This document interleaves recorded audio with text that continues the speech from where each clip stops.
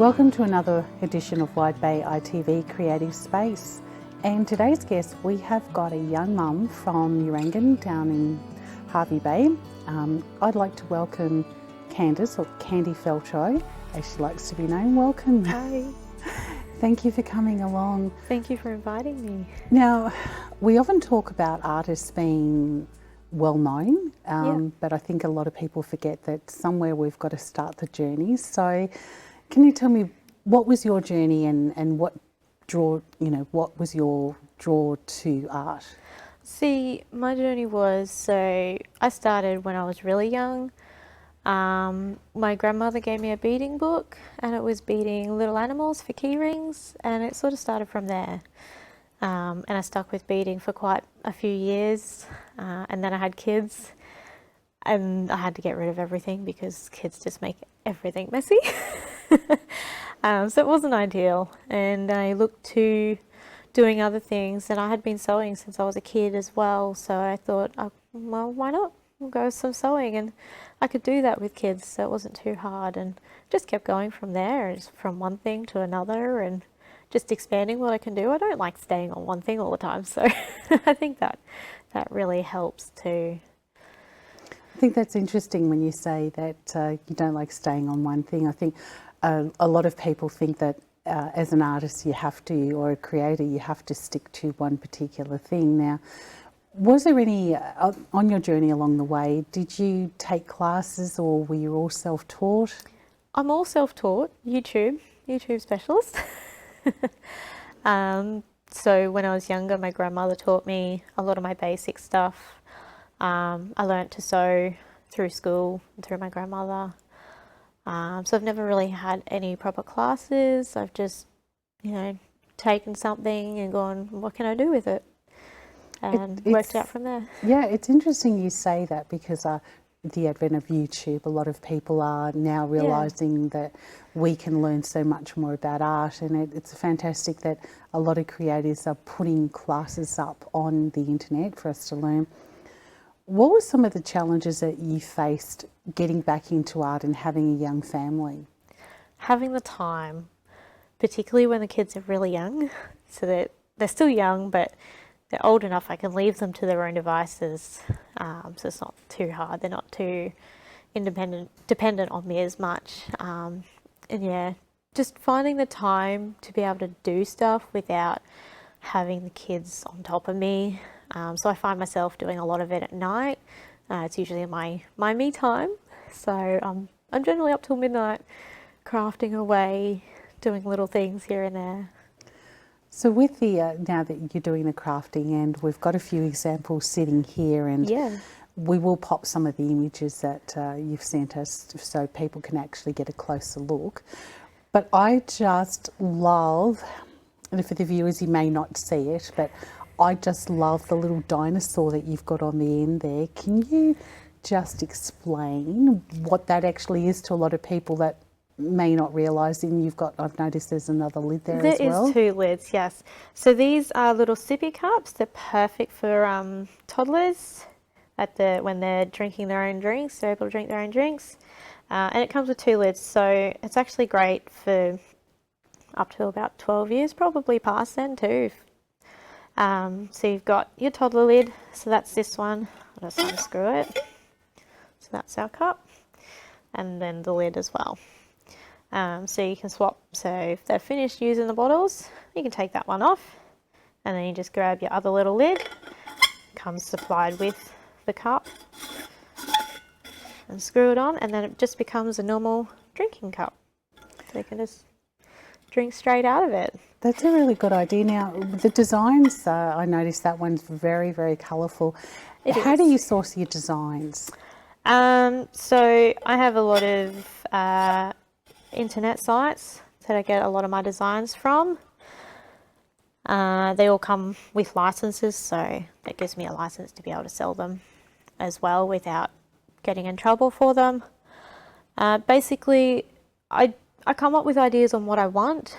So I think, okay, well, I want something with dinosaurs, but it's got to be suitable for, say, boys, because a lot of stuff I get is all a lot more girl related. So trying to find something for boys is a little bit more challenging. And so I just type in a few different words and see what comes up and go from there, really. So it takes a lot of time. I think designing has to be the longest part of it, for sure.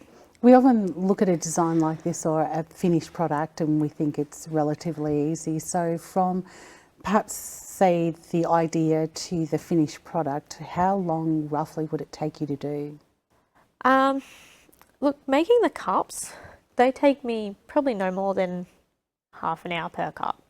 That's from putting it together to finished.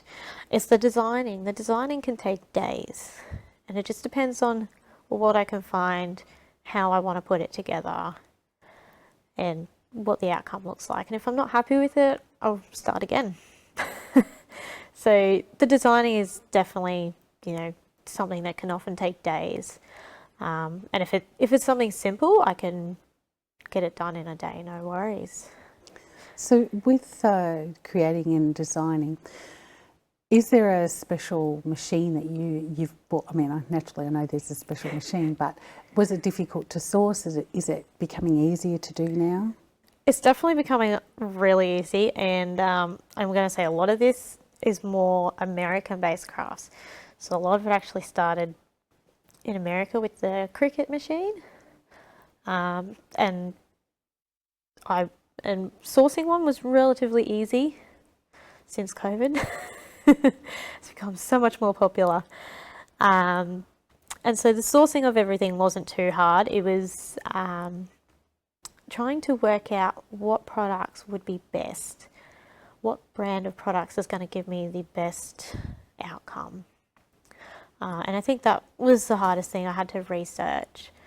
I had to look up, okay, well, all these images, they're actually printed on a specialised paper before they're transferred onto the cup. So trying to find what sort of paper was going to be best, what sort of ink would be good, and what printer I could use with that particular ink, and how to set it all up. So a lot went into the whole setup of everything. But none of it was hard to source. It was just doing the research to find out what was best. So you made mention, and I know people are probably getting tired of hearing the word COVID, but I know that during COVID it did affect a lot of not just supplies, but a lot of people going out and actually going to things like markets and buying them in the stores. Did you find that during COVID, were you still able to sell the products relatively easy? I think during COVID, I actually had a lot of trouble because during that time, obviously no one could go out, so everyone was starting their own little side hustle. And so I actually have a couple. One isn't craft related. And I found that sales dropped off of that, and I was like, okay, what else can I do to sort of help me out, help me just get through it all. And so I went back to my sewing originally, and because people were sitting at home just wearing out their clothes, kind of doing nothing, sitting around, so I was fixing their clothes or making something. So if they wanted a cushion or something, just redecorating their house, they wanted to put up some new curtains, and they had some material sitting around that they wanted to fix up, and so they would come to me. I would do up what they needed to their specifications, and just kept going like that, and slowly, very slowly, it all began to build up, and I'm now at the point where my books are just getting completely filled every month. I'm always busy, I don't stop. So you talk about being busy and the build up. How long do you think it's taken from, say, that point to this point where we are at today? A very long time. So for me, it's been a very stop-start process. So prior to COVID, I was getting very busy, and then it all sort of stopped. And I made it stop because I was just getting so much. I had to stop, and then sort of taking a break, but then trying to get people back was that hard part because, you know, as you take a break, if people need stuff, they're going to go find someone else. So that made it challenging. I had to compete with other people. But I think, you know, it started from family, and then they would get the word out, and then it just kept rolling from there. So talking about networking, do you find, I know every area is different, but have you found that being down in Hervey Bay is it different to, say, perhaps other areas in terms of craft markets and what they do down there? Definitely. The biggest thing is everyone's doing the same thing. So for me to keep going, I've got to compete. I've got to find something that no one else is doing, or I've got to do it better and adjust the prices accordingly. It has been very difficult to get sales, particularly when you look at the demographic of Hervey Bay and who you're trying to target. It is still very much a town where it's for a lot of retirees. We are obviously getting a lot more families. The floods, the cold weather, it drives the southerners up. So we are starting to get those younger families in, which is really starting to boost my business, because there's a lot of that down there, down south, because they're bigger cities, you know, so more people, more things around, and they often support small businesses down there as well. So having those people come up here, it's been a big help to me, because I get new people, they're sharing the word with their friends, their family, and it only takes one person to share with 3 other people for me to get business. So do you find that, do you use a lot of social media? Have you found that, does that help at all? I don't use a lot of social media. A lot of my stuff comes from word of mouth. And I've got a little display in a small takeaway shop down in Urangan. So I just pop a few things on display. The customers come in, they're waiting for their foods, they're having a look around, they can see my products, I'll ask them questions, you know, see what they like. And a lot of them do come back and purchase. And, you know, once they learn that it's from someone, you know, trying to support a family and trying to have their own little business and being local as well, you know, they're more inclined to support. Yeah, so it's interesting you say, I guess we don't think about, you know, different businesses, entirely different businesses create, you know, supporting local artists and creators, which is actually a really good thing to know. Have you often thought about venturing outside of the area? Is there room and scope to do that? Look, eventually I do want to go further out. As it is now, I do offer postage. So I've got family and friends down New South Wales. They're always ordering off me, and I'm always sending off stuff to them. And they're sharing with their friends as well, and they're getting orders. I've had some come from up north as well. As it is, I'm waiting on orders to come through. So there is a big potential to spread further than just the local area, and I'd really, really like that. I do have hopes of one day going back to living in the countryside, and I do believe handmade things are a big thing in the country. A lot of people support handmade goods and young families that do those sort of things out there. So I'd really like to get out to those more remote areas as well. Well, I think looking at the designs you've got, and they certainly are very colourful and practical as well, which is the big thing now. And I think I know myself, I've always got a drink bottle or a drink container in the car, and I think I've got one in the car, one in the house. There's usually another one in my sports bag. Yeah, so, and look, I love practicality, because if it's something you can use, then it's not just sitting around collecting dust. It's being used.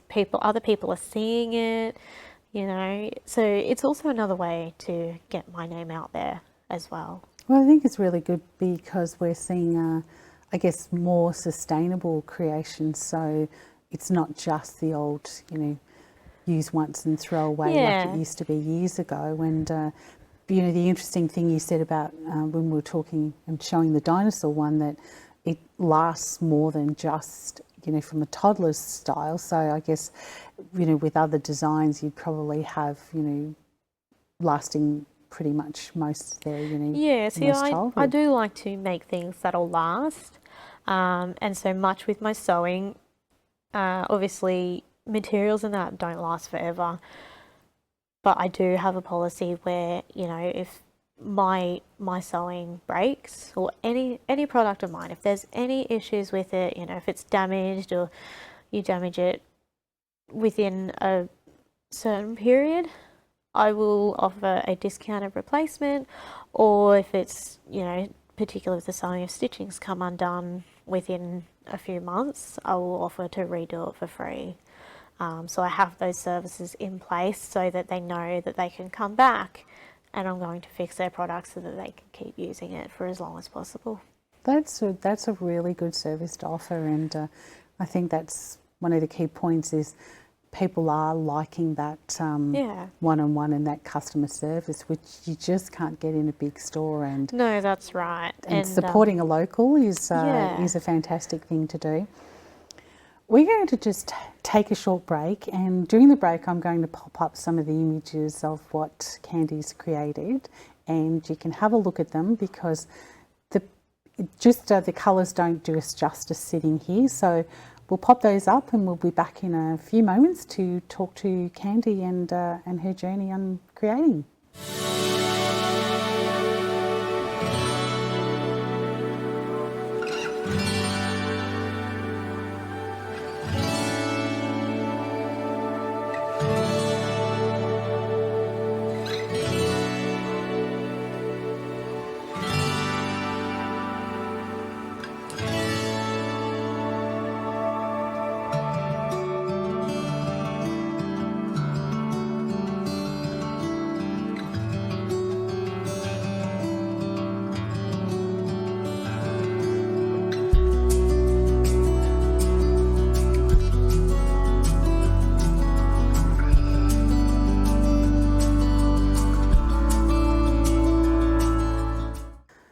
Welcome back to Creative Space, and I'm here with my guest from Urangan, Candy Felchow. Candy, welcome back. Now, we've popped up some images of the amazing things that you're doing, and we've talked about the process that you've gone through. Where do you see yourself going to from here? Absolutely no idea. I don't really plan anything. I just let it go. I go with the flow, essentially. Look, I would love to have my own business fully set up at home, so I'm working from home. Whether that happens, I don't know. But that's the plan at this stage. Just keep going and just keep moving forward one step at a time, see where it goes. So talking about business from home and having young children, are any of the children showing an attitude towards art and creating at all? Both my kids really do enjoy watching me and sometimes helping me as well. So my oldest one, he'll often come and help when he's not running around being crazy. He'll come check out what I'm doing and say, "Oh, Mum, can I help?" And I'll give him a little job to do, whether that be, just moving something around for me or go grabbing something, being my little minion for now. But he does sit there and he does watch the design process. I do get him involved in it as well. So if we're making something for him, so drink bottles, I've actually made them for both my children, and they've both been quite well involved in the process. They help me design it, pick a design, add their name, choose their colours, and then they watch me put it together. So talking about children and their involvement, do you get any inspiration from the kids? Do they say, "Oh, we'd like to see, like a dinosaur," or do they give you ideas? Not quite yet. I don't think they're quite at that age to give me enough ideas. Well, my son, he's certainly old enough to share some ideas. But I'm often, sort of talking to kids and asking what do they like. And that then gives me ideas on images that I could find that would be suitable to children. So I noticed that some of the designs, we see a lot of things that do trend in art and in creating, and they come and they go. But it's really nice to see designs that I guess are sort of stable and will last, as you say. What else do you see yourself doing in the future in terms of these sort of designs? I mean, do you keep evolving? Do you keep looking at other things? I definitely am evolving, and as it is at home, I have a group of new products that I have not yet released, and they are coming out in the coming months. I do want to evolve into doing more things for Christmas, so doing Christmas baubles without giving too much away. Snowflakes and Christmas decorations for the tree. So I've got a few new products that will be slowly released later this year. So if I was to come to you and I had this crazy idea of what I wanted in an image, can you do just one-offs, or is it when I say not too hard, but does doing one-offs, is it any different to say doing 10 or 20 of something? Doing one-offs definitely take a bit longer because there's so much more involved and it's a more one-on-one thing. Often, if it's just a standard sort of thing, and if the customer's happy to go, okay, well, I really like that, I'm happy for you to share it with other people, then definitely would share it. But a lot of my work is custom, and it's usually where I get the most business too, because people want things to their ideas. So they want it to match what they want.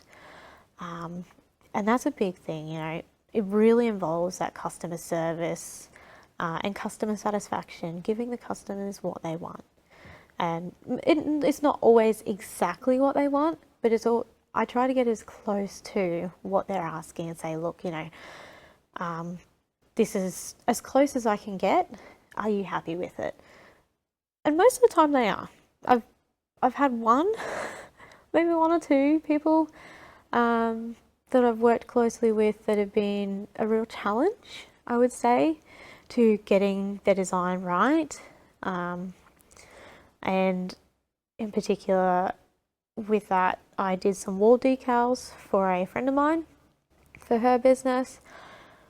And I'm going to say it took weeks to get it right. And that's the biggest thing. You've got to be able to stick to it and be able to reach that end product to make the customer happy. I guess that's something that a lot of people don't look at, or they might see a finished product and don't realise it's been on its own journey to get there. So where do you see yourself going? I mean, I know I said that before, but in terms of, will you do markets? Do you think that that's on the radar for you? I do hope to do markets one day, and I'd actually like to do sort of, in a sense, travelling markets. So not just doing markets in my own town, but going out to other places and doing markets. So Kingaroy friendly markets, Kingaroy Wando, doing the friendly markets out there, or doing them over in Maryborough, just different places, and just sharing my product around, not just keeping it in one area. I'm not very good at keeping things in one area. As you can see by my crafts, they're very, very broad. I like to sort of make things different, and it keeps it exciting. Nothing's ever going to be the same, and I really like that. I mean, if something's the same all the time, it gets boring. I can't do boring. Well, that's good to know that you keep changing and the challenges. Well, I've got to say, I think they're really, really adorable. They're really cute and practical. Now, we're going to, at the end of the show, we'll pop up all your details and where we can find you. Yeah. So at the moment, you just have your Facebook page. Yeah, so I just run off my personal page. You won't see things too often, but every now and then I'll post up things that I'm doing or whether I am or I'm not taking orders. I do also have Instagram as well, which I can share the details of later on. And so I'll start posting things a bit more on Instagram as well as I am expanding. And hopefully soon there will be a specific business page set up. Fingers crossed. So that, yeah, I guess it's the challenges of starting out and growing, and it is, which is it is something that I wanted to touch on, because we all have to start a journey somewhere, and I think a lot of people see established artists and creators and forget that we all started somewhere. Yeah. So I really do appreciate you coming along to sort of share a bit of your journey. Yeah. And let us know what's going on, and hopefully the viewers will keep an eye on your page for the Christmas things. Well, I'm excited to share them. I really can't wait. So exciting. I would have loved to have seen them right now, but I know you have to sort of wait. But Candy, thank you so much for coming on. And thank you. For our viewers, check out the rest of Candy's beautiful artworks and creations. When we finish, we'll pop up all the details, and go and have a look at her page. Follow her on Instagram. Support a local creator, and just know that if you're at home wondering what to do and thinking, I can't do this, it is not hard. Just keep at it and keep creating, and we hope to see you sitting here one day in the same chair. So until next week, wherever you are in the wide bay, keep creating and take care. We'll talk to you soon. Bye for now. Bye.